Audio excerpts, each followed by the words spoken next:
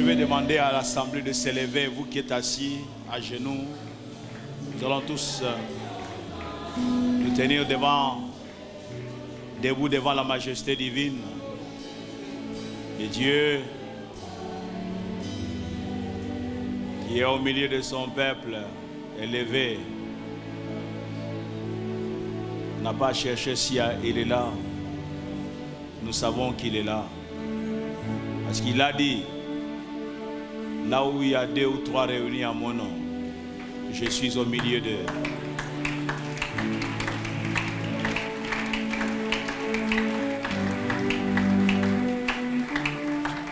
Tout est question de sensibilité personnelle. Tu peux le contempler avec les yeux de l'esprit alors que tes yeux de la chair, les yeux de la charnelle sont fermés. Les yeux physiques sont fermés.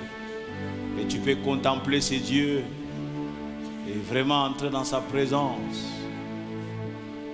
Ah, le Dieu élevé. Il est élevé. Dieu est élevé. Il est élevé. Wow. Notre Dieu est élevé. Infiniment élevé. Infiniment élevé. Dieu est élevé. Dieu est élevé.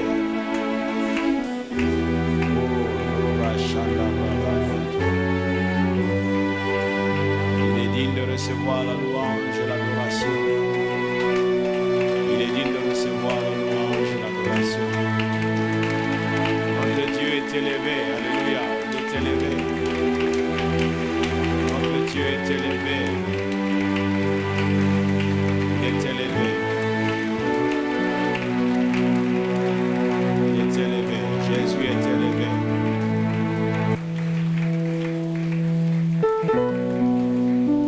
Il est élevé.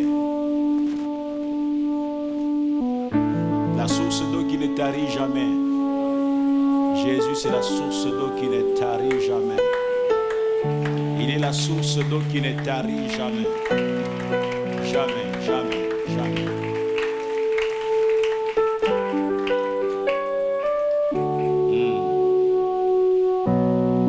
Merci Seigneur, notre Dieu.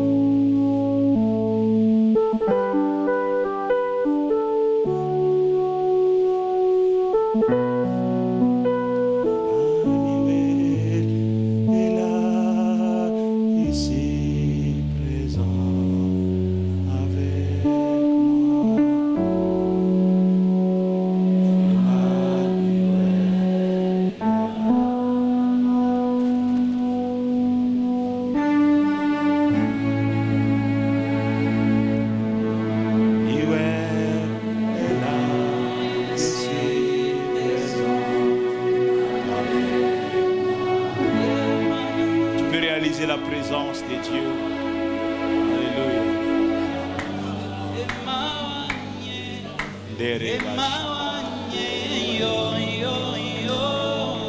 Emmanuel est là, ici présent avec moi.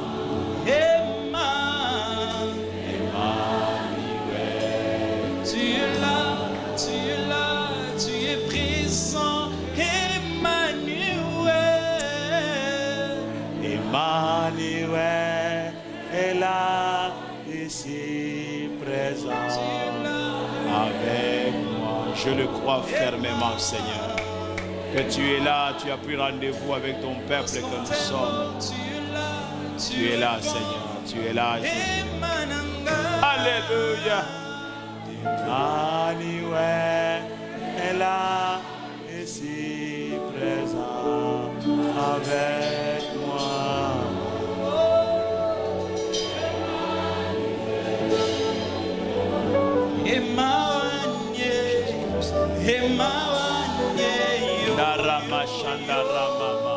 Emmanuel est là, ici présent avec moi.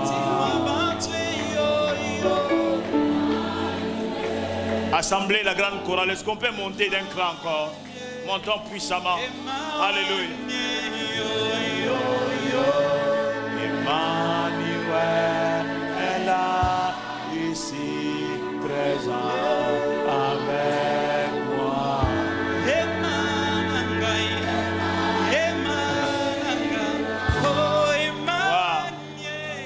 tes côtés.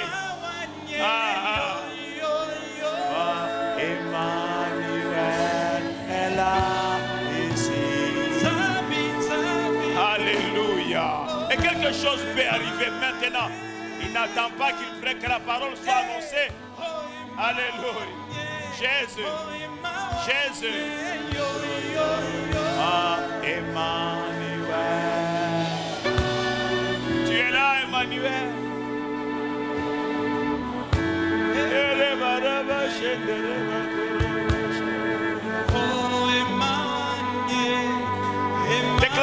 Déclare-le encore assemblée.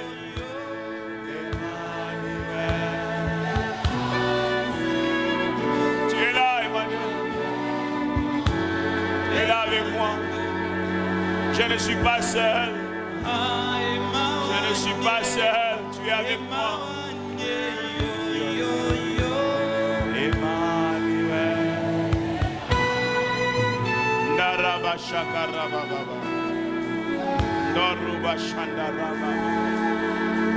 Je sais que tu es là. Je sais que tu es là. Tu es là. Je sais que tu es là. Tu es là. Tu es là. Tu es là. Tu es là. Je sais que tu es là, Seigneur. Tu es là pour me faire du bien. Tu es là pour me restaurer. Tu es là, Seigneur, pour me combler de ta grâce. Tu es là, Seigneur, notre Dieu, pour me façonner. Tu es là, Seigneur, notre Dieu, pour transformer ma vie. Je sais que tu es là, je ne suis pas seul. Jamais tu ne m'as abandonné seul. Jamais tu ne m'as délaissé, Seigneur. Tu es là, Jésus-Christ, tu es là, Seigneur, tu es là. Emmanuel, tu es là. Emmanuel, tu es là. Emmanuel, tu es là. Emmanuel, tu es là. Réma Shanara. Dieu de mon salut, tu es là. Dieu de notre salut, tu es là. Dieu de notre salut, tu es là. Dieu de notre salut, tu es là. Tu es là. Tu es là, nous le déclarons pas en vain. Tu es là parce que tu l'as dit que tu serais là. Tu es là. Tu es là. Tu es là. Tu es là. Nous bénissons, Seigneur. Tu es là, Seigneur. Là, Jésus-Christ. Tu es là, le réparateur de brèche. Tu es là, Seigneur, tu es là. Tu es là, Seigneur.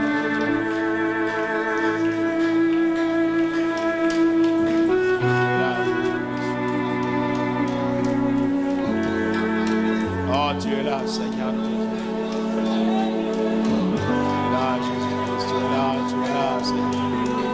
Oh, tu veux faire du bien à tes enfants, Seigneur. Tu es là pour restaurer. Tu es là, Seigneur, ton Dieu. Tu es là. Tu es là pour accorder cette percée-là. Tu es là, Seigneur. Tu es là pour frayer à quelqu'un un chemin. Tu es là, un chemin de la vie, un chemin de la paix, un chemin, notre Dieu, de la réussite.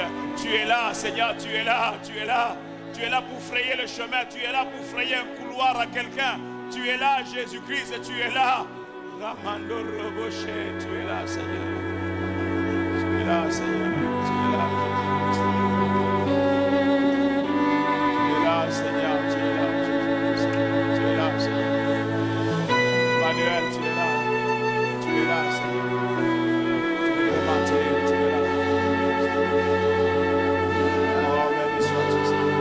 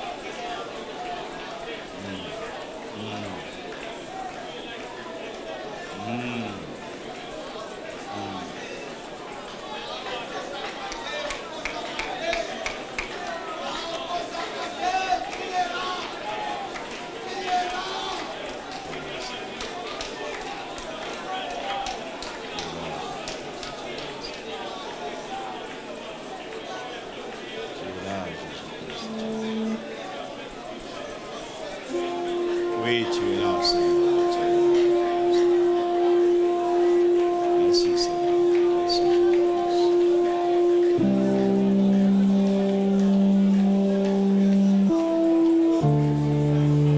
Nabwaki miso na ngai epai na yo. Nayo nakozwa soki na pasi na eko utawapi sepai na yo yo sala kelola memokili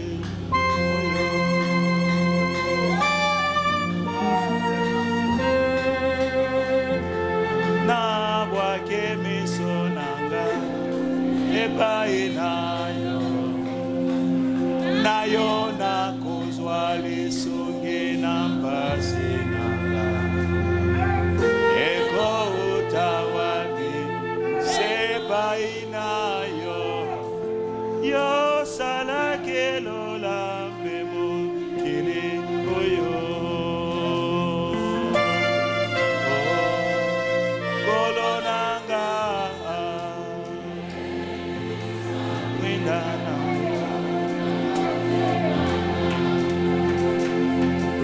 gaina bela seko ekoloso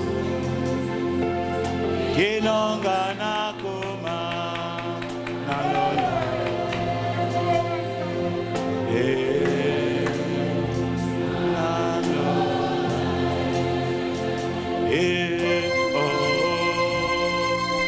nayo nzambe ebele na motema nanga ngai nabela sengo ekoloso kinonga nakoma nalola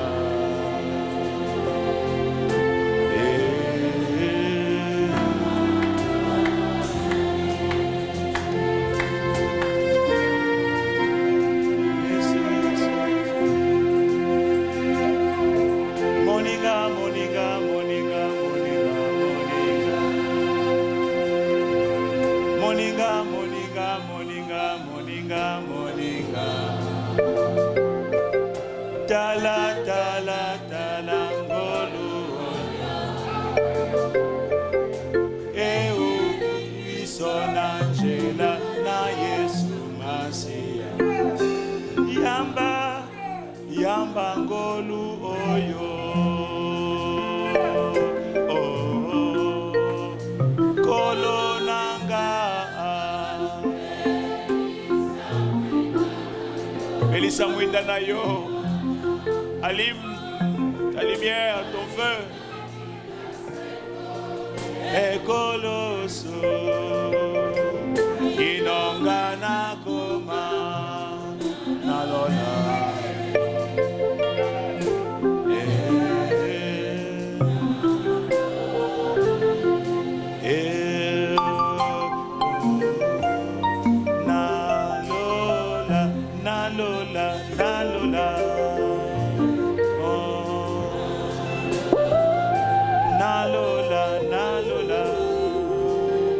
Alléluia.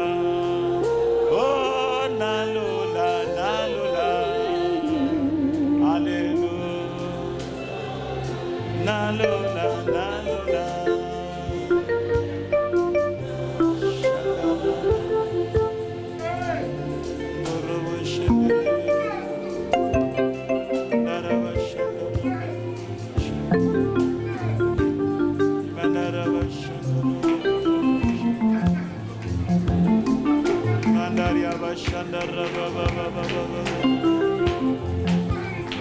Dereba shekaraba kunuraba shekaraba imama mama mama mama mama mama iba dereba shekuruba ya baba yekoraba dereba raba shandaraba dereba shandaraba.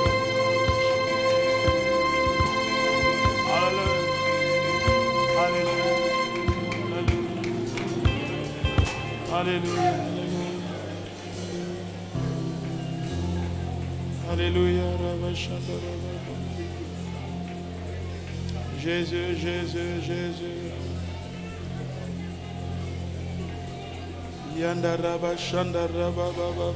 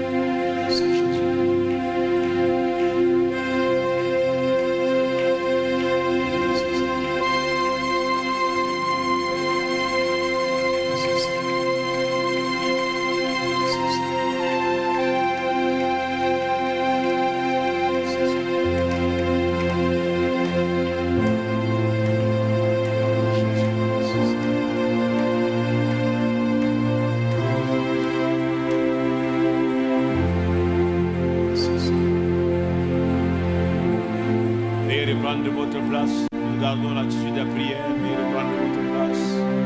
Nous avons nos yeux fermés, nous continuons à contempler le Seigneur.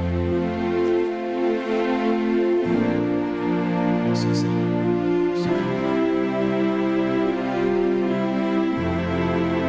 Merci pour ta présence au milieu de nous, Seigneur. Merci pour ta présence au milieu de nous. Combien nous la désirons cette année, ta présence. C'est elle que nous saluons ce matin. La présence de notre Dieu. La présence de notre Dieu. La présence de notre Dieu. Merci Jésus. Merci pour ta présence. Alléluia.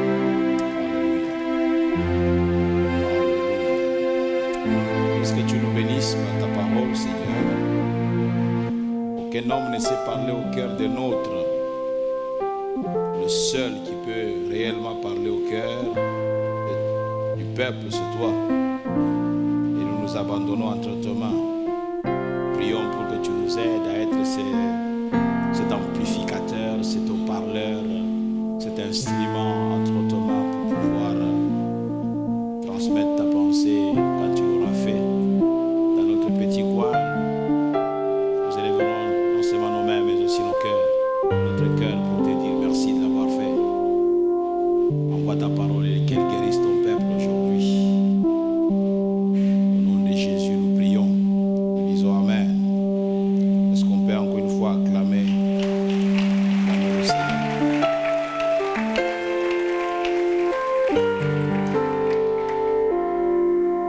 J'aimerais nous inviter à prendre ce texte de 1 Roi au chapitre 20.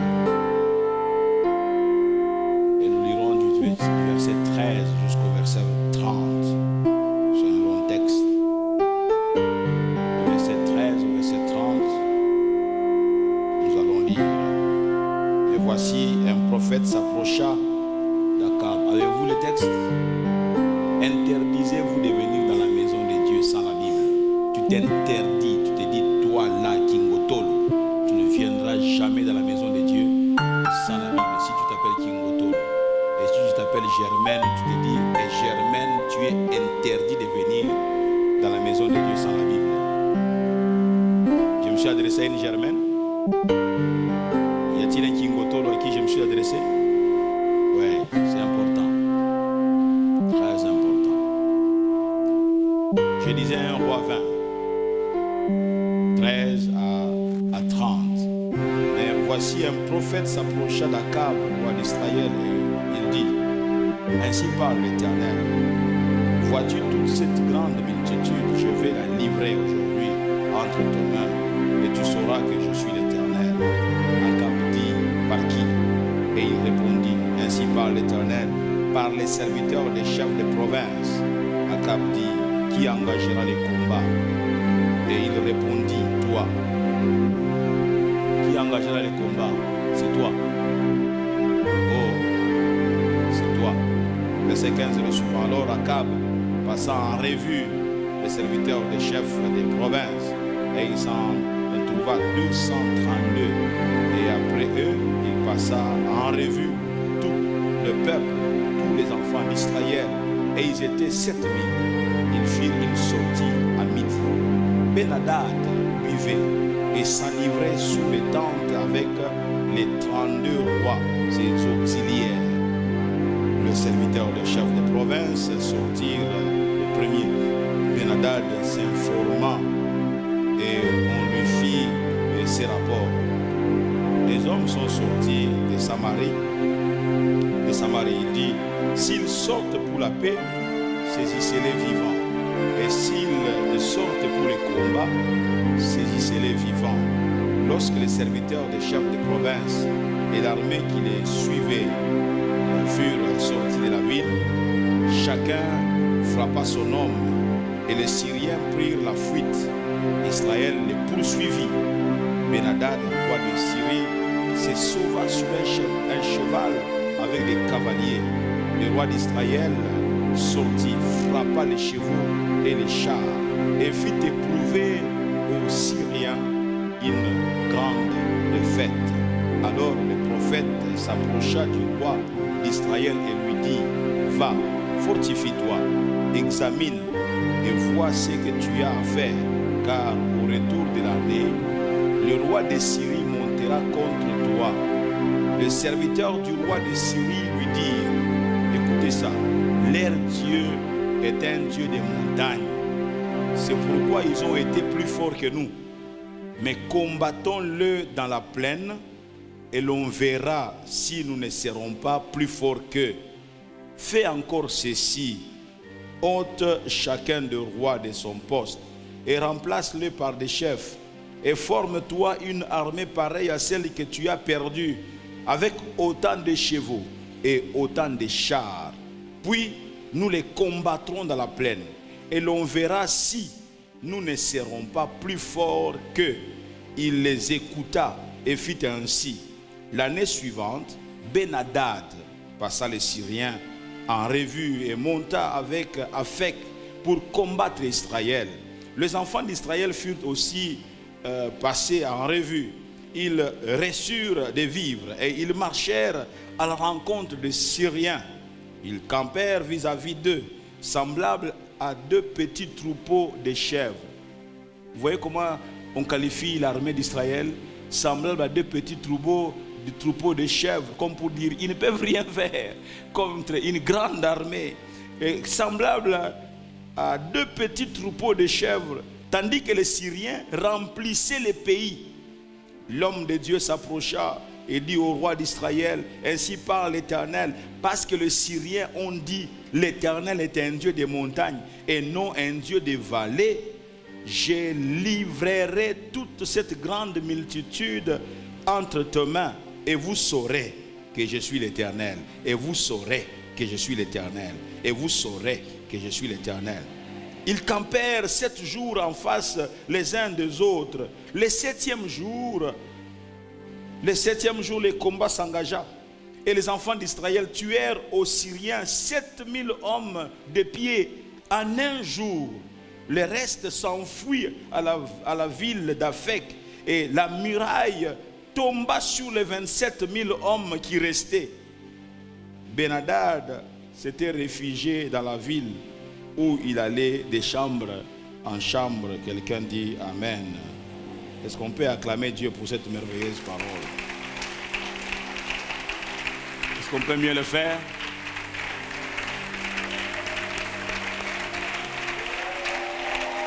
Gloire au Seigneur. Le thème que nous avons abordé tout au long de cette semaine, mercredi, jeudi et vendredi, nous clôturons aujourd'hui, est Père, manifeste-moi ta gloire. Alléluia. Manifeste-moi ta gloire. Nous voulons bénir le Seigneur pour ce qu'a été la semaine. Alors ce matin, pour gagner le temps, nous voulons parler d'un faux raisonnement. Un faux raisonnement. Lequel? Leur Dieu est un Dieu de montagne. Dis à ton voisin, faux raisonnement. Alléluia.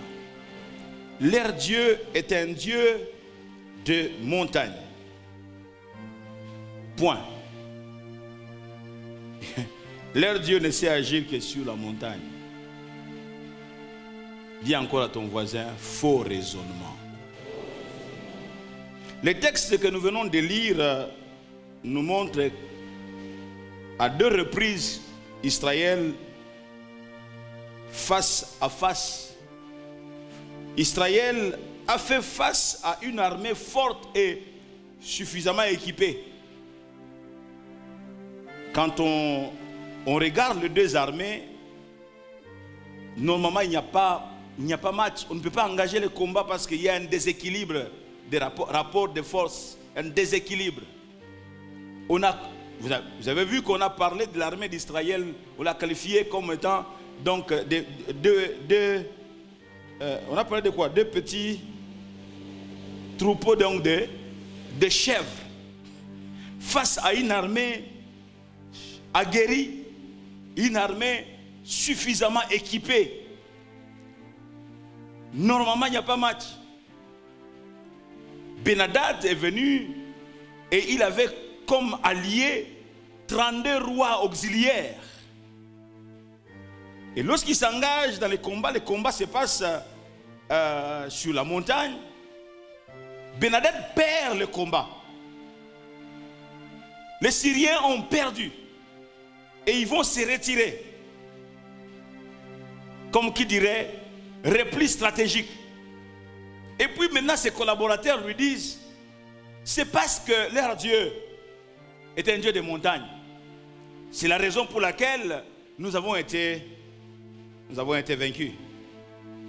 Mais cette fois-ci, préparons-nous pour mener avec eux la guerre, non plus sur la montagne, mais dans la vallée.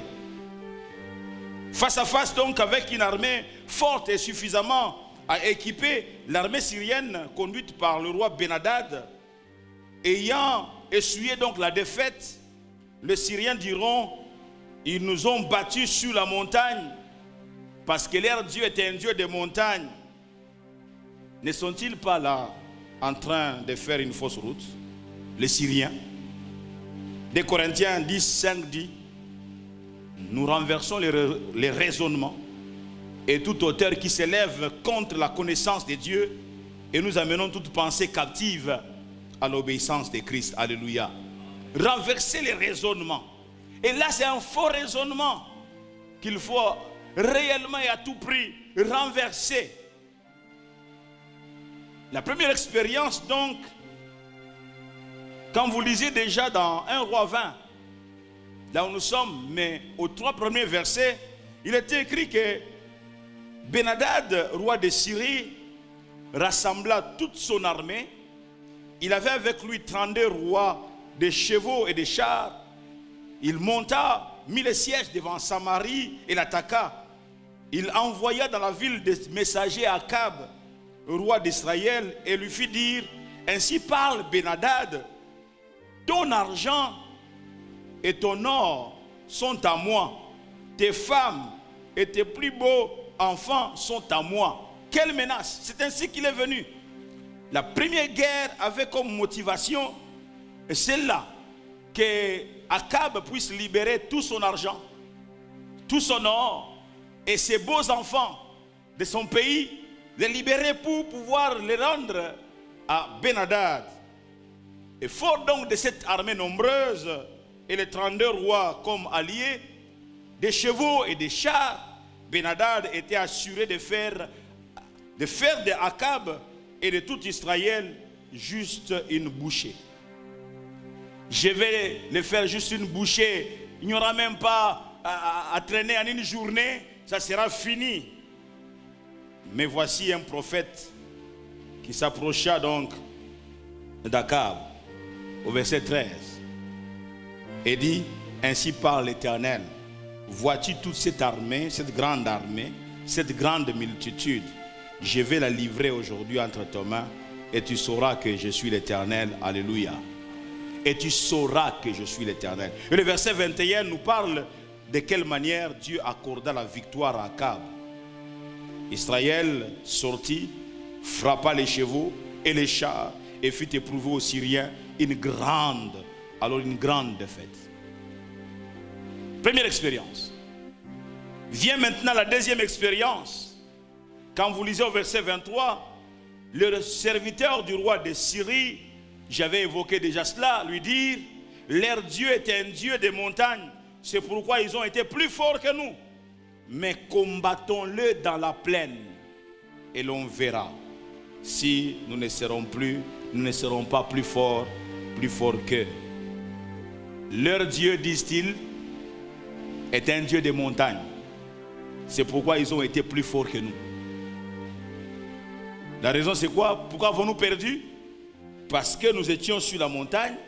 C'est là que nous avons mené la guerre. C'est là que la bataille s'est passée.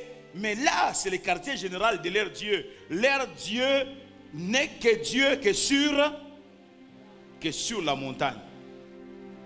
Ils veulent par là justifier leur défaite et se donner un espoir pour une éventuelle revanche au cas où ils changeraient de stratégie. Et c'est le conseil que lui donne tout le monde autour de lui, Ben-Hadad. Ils vont arrêter de nouvelles stratégies. Leur nouvelle stratégie se présente en 3 points. Premièrement, combattons-le dans la plaine. Première stratégie. Deuxièmement, forme-toi une armée pareille à celle que tu as perdue avec autant de chevaux et de chars. Troisième stratégie. Ôte chacun de roi de son poste et remplace-le par des chefs, par des gouverneurs. Le roi allié s'étant montré inapte et inefficace, le commandant, le commandant de troupes, le commandement, voudrais-je dire, le commandement de troupes leur est enlevé et confié à de véritables chefs militaires, véritables chefs de guerre. Puis nous les combattrons dans la plaine et l'on verra si nous ne serons pas plus forts qu'eux. Alors 2 arguments que j'avance ce matin, allant dans le sens de la conviction même des Syriens. Premièrement, leur Dieu est un Dieu des montagnes. Parce que la croyance païenne, selon laquelle les dieux de chaque peuple ne peuvent agir que dans l'ère géographique de leur ressort ou dans les conditions semblables au terrain où vivaient leurs adorateurs. Et comme les dieux des Hébreux s'étaient plusieurs fois manifestés sur la montagne, notamment sur la montagne de Sinaï, que les Israélites vivaient donc dans la contrée montagneuse de la Samarie, qu'ils avaient des sanctuaires sur les collines, les Syriens vont conclure l'inaptitude des dieux à défendre le sien dans la vallée. Et il n'est capable de le défendre que sur la montagne. En plus, cette armée d'Israël n'avait pas de chars, n'avait pas de cavaliers pour pouvoir aussi même les monter ils avaient même des chars. Donc il n'y avait pas, les rapports de force n'étaient pas donc au rendez-vous. L'armée syrienne était suffisamment aguerrie. Sur la montagne, ils nous ont vaincus, mais allons-y dans la vallée, ils perdront la bataille. Deuxième argument que j'avance, depuis l'époque de Josué, le soldat d'Israël avait la réputation d'être très fort sur la montagne, mais impuissant dans la plaine par manque de chars. Par manque de chars. Il y a des armées qui sont très très fortes, mais quand vous n'avez pas suffisamment d'armes, vous n'avez pas des munitions, des armes pour aller dans certains territoires, certains terrains, vous pouvez perdre la bataille. Et Israël n'était pas suffisamment aguerri, n'était pas suffisamment armé. Les officiers de Ben-Hadad n'ont pas compris que ce n'était pas les chars, ce n'était pas les chevaux. Ils n'ont pas compris que c'est Dieu et non les chars qui fait la différence dans la bataille. Ce ne sont pas les chars qui font la différence. Non, les lieux géographiques n'ont aucun impact.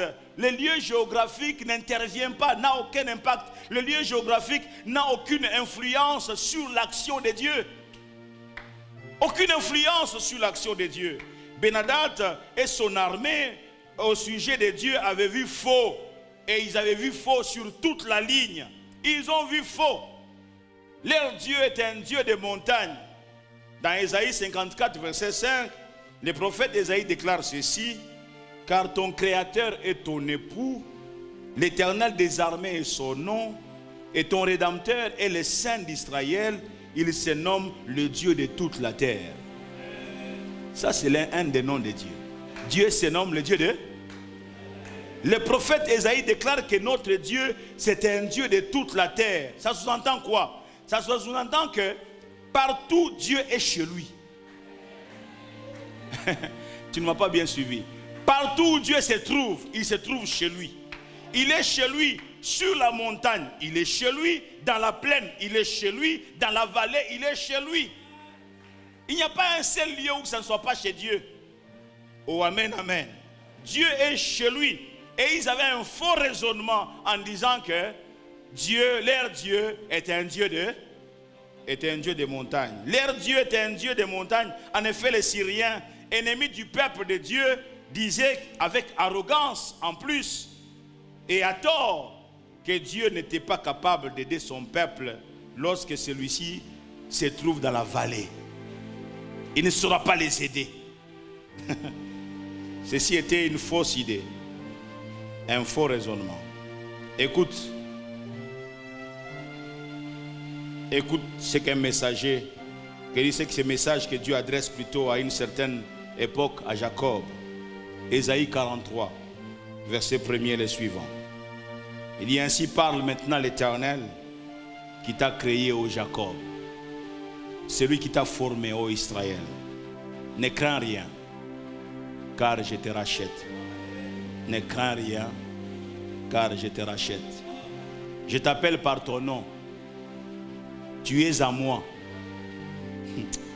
Si tu traverses les eaux, je serai avec toi. Et les fleuves, ils ne te submergeront point. Si tu marches dans le feu, tu ne brûleras pas. Et la flamme ne t'embrasera pas. Dieu est partout chez lui. Dans les eaux, il est chez lui. Dans le feu, il est chez lui. Où est-ce que Dieu ne peut pas être là? Dieu est partout chez lui. Et puisque ce Dieu-là est dans ton cœur, tu es partout chez toi.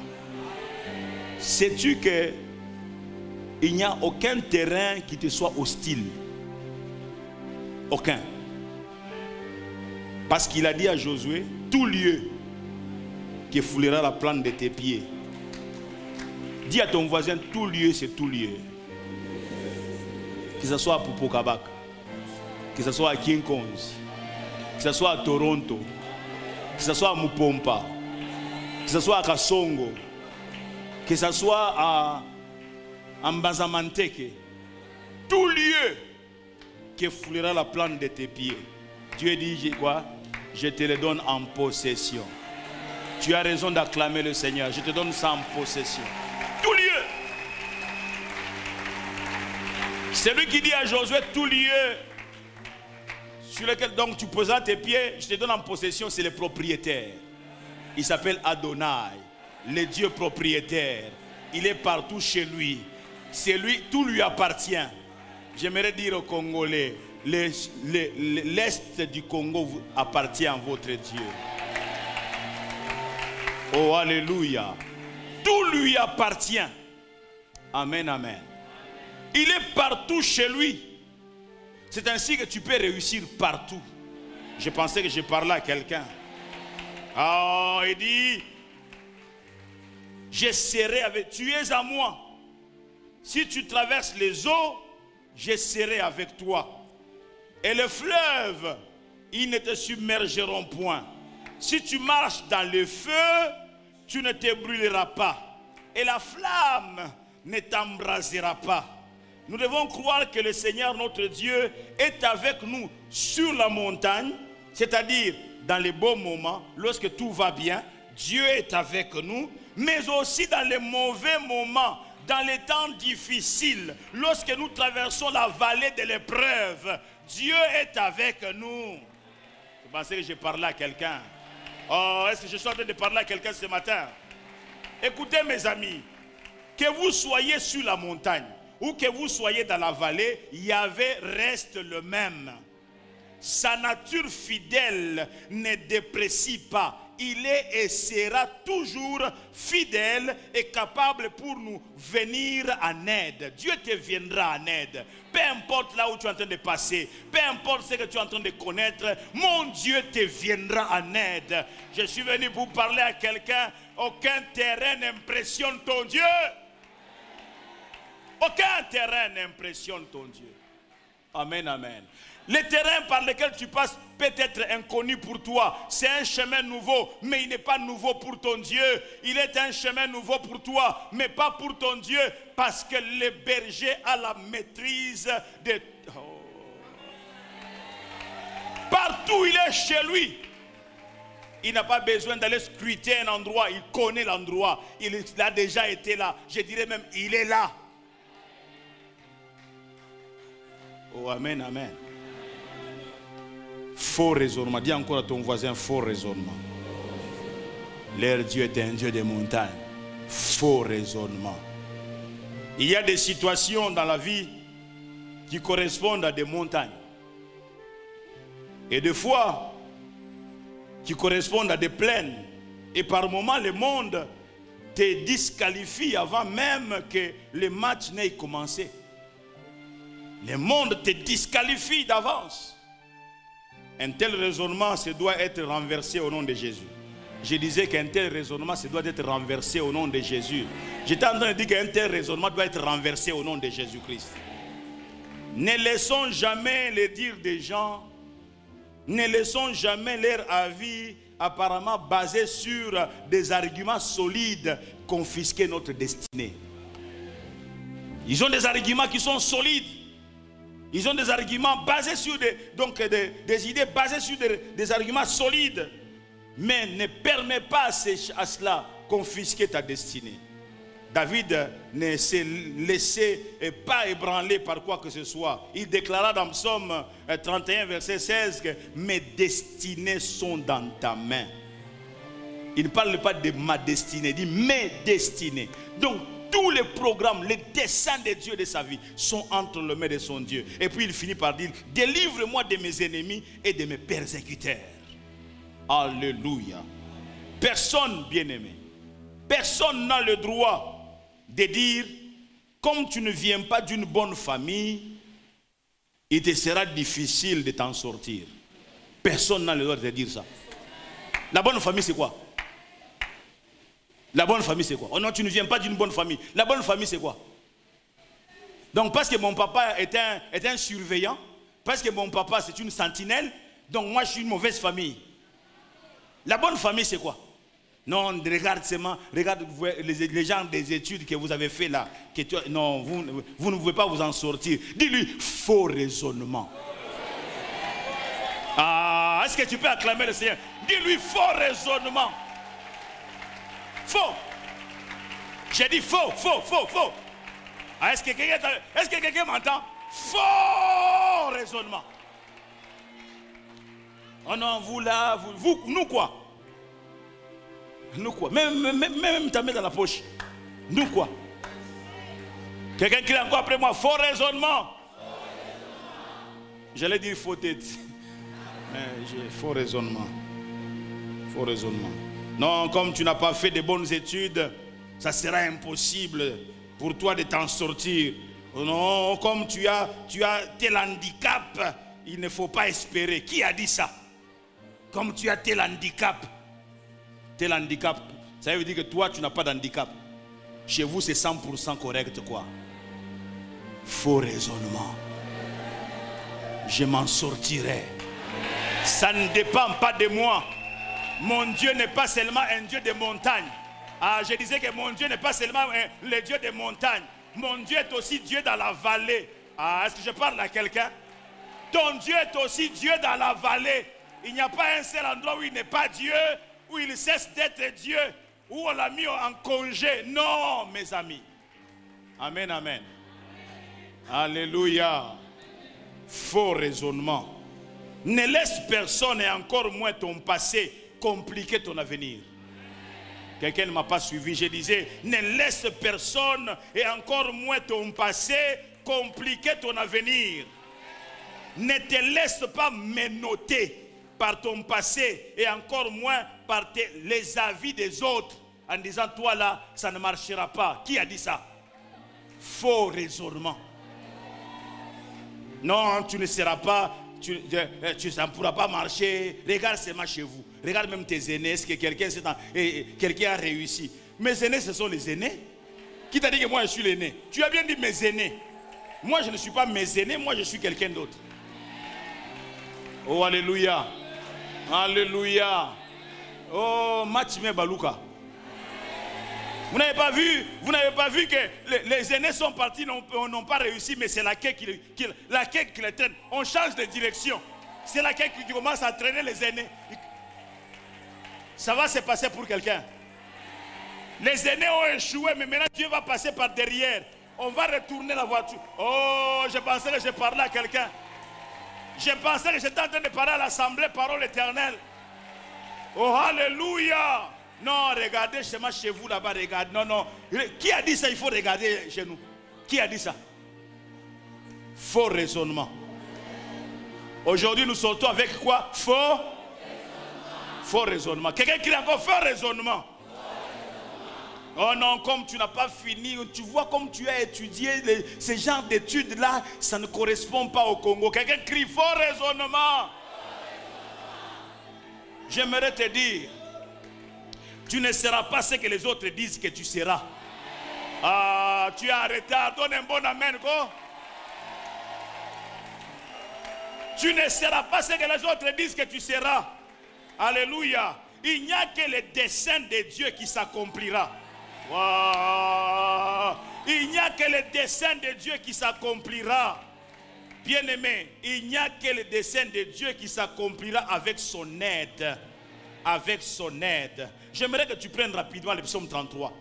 Psaume 33.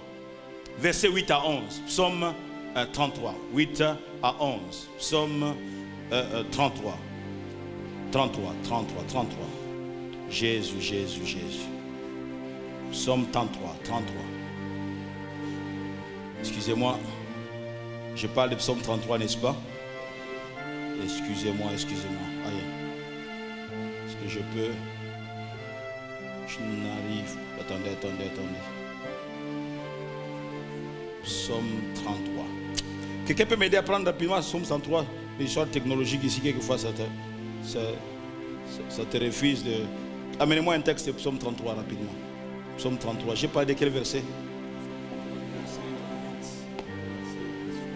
Oui, avec un micro. Psaume 33. Psaume chapitre 33, du verset 8 au verset 11, la Bible déclare que toute la terre craigne l'Éternel, que tous les habitants du monde tremblent devant lui. Oui. Car il dit et la chose arrive. Amen. Il ordonne et elle existe. Attends. Gamaliel, tu vas très vite. Reviens, ouais. Que toute la terre craigne l'Éternel. Amen. Que toute la terre craigne l'Éternel. Continue. Que tous les habitants du monde tremblent devant lui. Que tous les habitants du monde tremblent devant qui? Devant l'Éternel. Ok, on continue. Car il dit et la chose arrive. Car il dit et la chose arrive. Amen. Il n'a pas dit que non sur la montagne, ce qu'il dit là n'arrivera pas. Il dit où que ça soit, il dit et la chose fait quoi? Arrive. Amen, on y va. Il ordonne et elle existe. Et il ordonne, elle existe. L'Éternel renverse les Attends. Ce mois ne va pas se terminer. Ce que Dieu a ordonné pour ta vie, Amen. Ce mois ne se termine pas. Je dis que ce mois ne se terminera pas. Ce que Dieu a ordonné. Votre Dieu est un Dieu de montagne. Ça ne te regarde pas. Ça ne te concerne pas. Ce qui te concerne, c'est ce que Dieu a ordonné. On continue. L'Éternel renverse les desseins des nations. L'Éternel renverse les desseins des nations, les desseins de Ben-Hadad, les desseins des Syriens, les desseins de tes ennemis. Il renverse leurs programmes. Dieu renverse leurs programmes. Continue. Il anéantit les projets des peuples. Il anéantit les projets des peuples, que ce soit à Kasongolunda, que ce soit à Mbenteke, que ce soit à Banzaman, où Dieu renverse les projets des peuples. On continue. Les desseins de l'Éternel subsistent à toujours. Ah, les desseins de l'Éternel subsistent. Ça veut dire quoi? Les programmes de l'Éternel subsistent. Les programmes de Dieu subsistera. Et toujours. Est-ce que c'est fini? Non. Et les projets de son cœur de génération en génération. Hey, j'ai envie de courir. Les projets de l'Éternel des générations. Des générations. Des générations. Dieu est en train de commencer une nouvelle génération avec toi. Ça va aller jusqu'à 1000e génération. Et jusqu'à 1000e génération. Dieu est en train de t'introduire dans une nouvelle génération, une nouvelle saison. Ça va aller des générations à tes enfants, les enfants de tes enfants, les enfants des enfants, les enfants de tes enfants, les enfants, les enfants de tes enfants, de tes enfants, des générations en génération. Est-ce qu'il y a une assemblée pour acclamer Dieu ici? Est-ce qu'il y a une assemblée pour acclamer Dieu ici?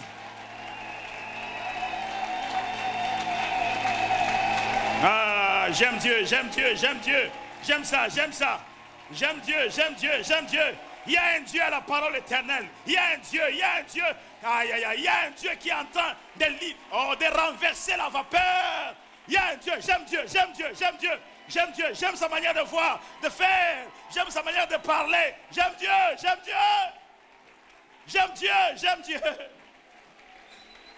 Oh, j'aime Dieu. J'aime Dieu. Alléluia. Il n'y a que le dessein de l'Éternel qui s'accomplira. Et ces projets vont des générations. Hein? Alors je ne saurais pas vraiment aller plus loin avec mon message. J'aimerais terminer avec cette expérience, cet exemple. Je vais vous parler d'un cas. J'ai suivi il y a quelques mois en arrière un documentaire sportif qui parlait de plusieurs sportifs, mais notamment on a traité les cas de Usain Bolt. Qui est-ce qui connaît Usain Bolt? C'est un coureur sprinter terrible, n'est-ce pas? Quelqu'un qui s'est fait respecter dans ce monde-là. Un grand. Mais les commentateurs disaient que ses origines, les origines d'Usain Bolt, sa morphologie, sa taille, combinée à une malformation congénitale, c'est-à-dire une jambe un peu longue de quelques centimètres que l'autre, ne le prédisposait pas à être un sprinter de haut niveau. Donc tous les scientifiques l'avaient déjà disqualifié. Non, toi avec tout ça, avec toutes ces malformations, telles les choses. Donc on l'avait disqualifié. Cependant, Usain Bolt est devenu l'un des plus grands sprinters inégalés de notre ère. Au départ, on l'a disqualifié. Et les scientifiques ont dit non, lui, non, il ne pourra pas. Comment vous nous amenez un tel type? Mais qu'il aille faire autre chose. Qu'il aille faire autre chose. Pour ce domaine ici, il est disqualifié. Quelqu'un qui est encore après moi, faux raisonnement. C'est ce Usain Bolt là qui a fait connaître la Jamaïque. Tel que nous connaissons. Aujourd'hui, Jamaïque, on en parle partout. C'est Usain Bolt. Partout, il courait. Aux États-Unis, ici et là. Usain Bolt. Et quand il court, il a gagné, fait ça. Mais au départ, il ne pouvait absolument prétendre concourir avec les autres. Oh, amen, amen. Si Dieu doit intervenir dans ta vie seulement quand le temps est favorable, en quoi est-il Dieu? Ah, dis-moi un peu. Dites-moi un peu. S'il doit intervenir quand tu as réuni toutes les conditions, il t'a aidé en quoi? Tu as réuni toutes les conditions. Maintenant, lui est venu faire quoi? Il y a des gens qui sont des jambelleurs. Ils viennent et après ils commencent à dire que non, c'est lui qui t'a fait. Tu m'as trouvé avec tout. Oh non, j'ai entendu un homme dans un pays, on a dit quoi? Coach. On l'a appelé coach. Non, le coach. C'est un homme politique. Suivez mon regard. Quand vous analysez bien, il n'a fait personne. Il n'a aidé personne. Au contraire, plusieurs l'ont aidé lui. Maintenant, on l'appelle coach. Il y a des gens comme ça. Ils profitent de toi. Ils connaissent tes points forts. Ils viennent. Et puis après, non, tu sais, moi, je t'ai aidé. Si Dieu ne doit t'aider que lorsque tout va bien, en quoi il est? Je suis venu te parler d'un Dieu qui vient te suivre même dans les conditions les plus minables. Les conditions compliquées là. Ton Dieu sait te suivre là-bas. Ce n'est pas seulement un Dieu qui agit quand tu es sur la montagne. Non, même dans la vallée. Même dans la vallée. Et quand vous lisez ce soir, oh, je ne pensais pas que j'allais avoir encore beaucoup de choses à dire sur ça. Dieu n'est pas seulement un Dieu des montagnes. Sa gloire ne se manifeste pas seulement sur la montagne. Sa gloire, même dans la vallée, elle s'impose. Amen, amen. Même dans la vallée, elle fait quoi? Et dans ta situation là, tout le monde dit tu ne t'en sortiras pas. Tout le monde se moque de toi. Est-ce que c'est ton problème? Que les gens se moquent de toi, c'est ton problème? C'est toi qui es... Leur bouche, c'est ta bouche. Laisse-les parler. Mais seulement la fin de l'histoire. La fin de l'histoire de ta vie. Ils fermeront la bouche. Oh, amen, amen. Ils diront, il avait raison d'aller à la parole éternelle. Hein. On pensait qu'il blaguait là-bas. On ne blague pas avec la prière, mes amis. Je disais, on ne blague pas avec la prière. Si toi tu blagues avec la prière, ça n'engage que toi. Moi, je ne blague pas avec la prière Moi, je ne blague pas avec la prière. Moi, je sais que la prière change le cours de l'histoire. Oh, amen, amen. La prière peut mettre la veste sur le dos de quelqu'un qui n'a jamais porté de veste. Je pensais que je parlais à quelqu'un. Au Sagana. Il y a un Dieu, nous avons un Dieu. Tout lieu que foulera la plante de tes pieds, tu réussiras partout. Donne un bon amen. J'ai dit tu réussiras partout. Écoute, je suis venu ce matin avec mandat de te dire que tu réussiras. Pourquoi? Dieu t'appelle par son nom, par ton nom. Il dit tu lui appartiens. Et si tu traverses les eaux, il sera avec toi. Alléluia. Et les fleuves, ils ne te submergeront point. Si tu marches dans les feux, les flammes ne t'embraseront pas. Pourquoi? Il est avec toi. Il t'a racheté. Amen, amen. Est-ce que tu peux acclamer le Seigneur? Ouais.